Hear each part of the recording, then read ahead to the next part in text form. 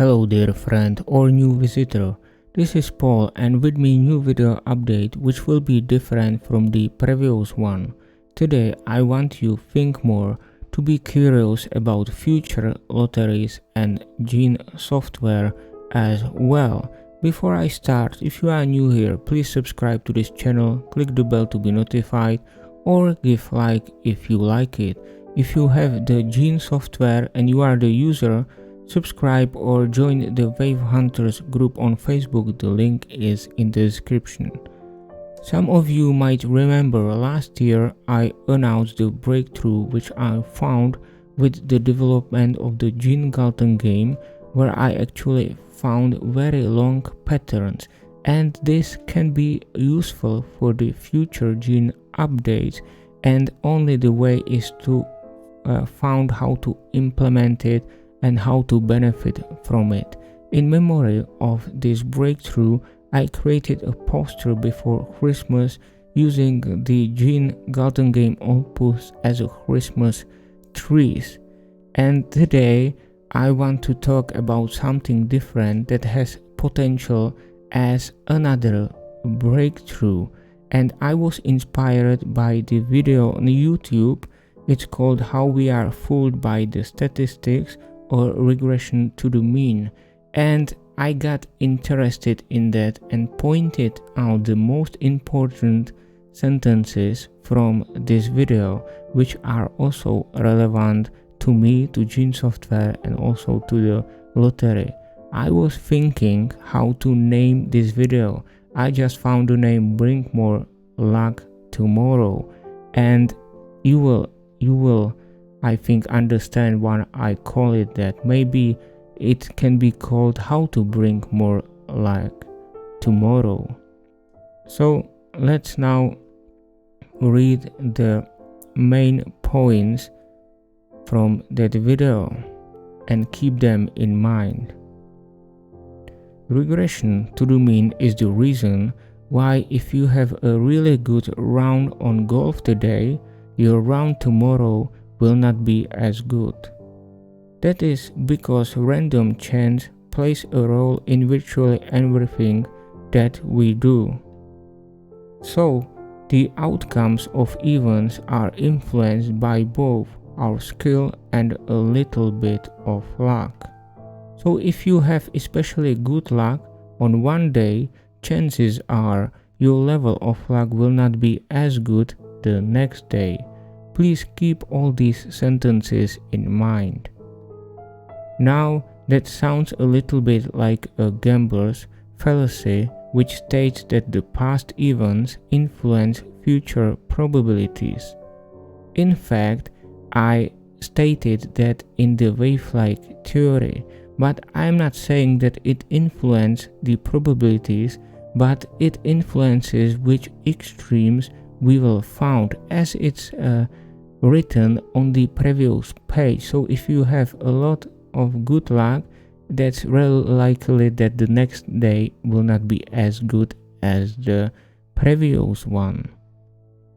Now, for example, if you flip a coin and it comes up tails a couple of times, the gambler's fallacy is to expect the probability of heads to increase for the next flip. In reality, it doesn't. It is still 50. In average mean, I agree it is 50-50 in, so to say, in the long term, but in the short term, it can be a little bit different. The probability can be higher or lower, or I mean the amount of hits. So that goes into some, so to say, extremes, and here I came to the idea which might bring the breakthrough in the lottery or in the predictions done by the gene software. Today the gene software is trying to match with the previous lottery drawn numbers, so it's like to have the good luck in the history.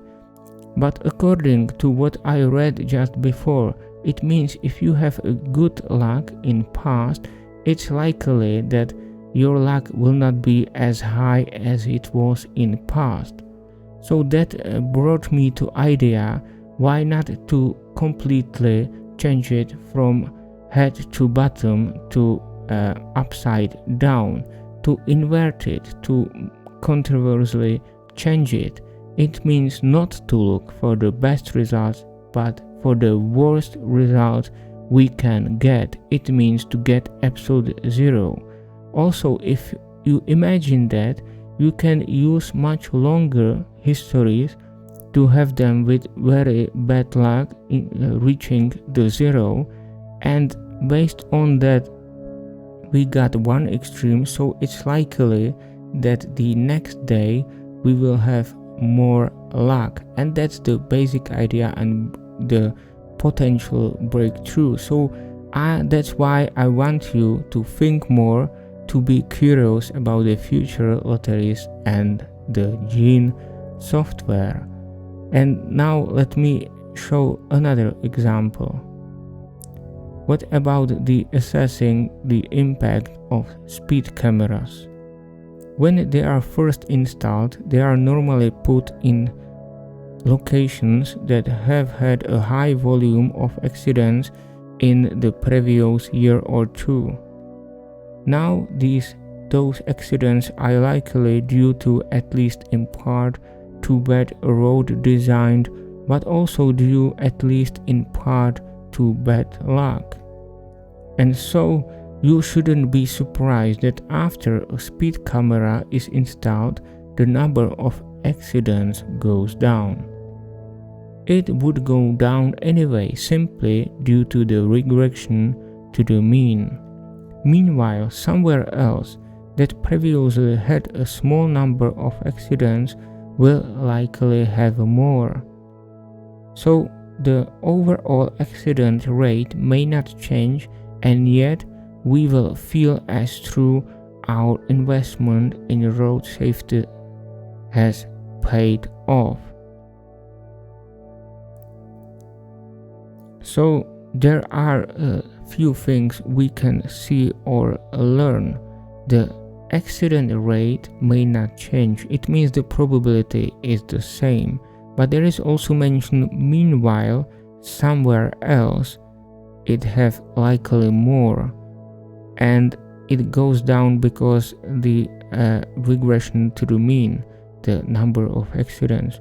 So these are the things that the rate is the same, but the extremes are moving somewhere, and the gene is about to find these extremes.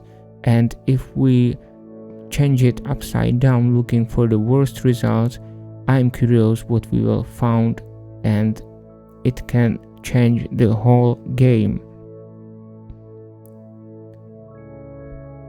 Eventually, I think it is really unfortunate that if you give negative feedback, chances are you will be rewarded.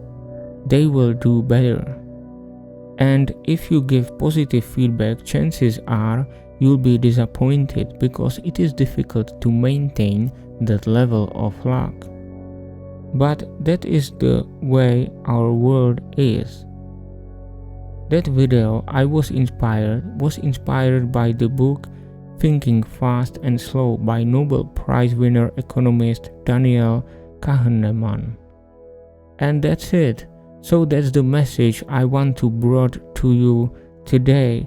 And if you like my work, you might consider become my patron on Patreon, or just donate my work via PayPal me.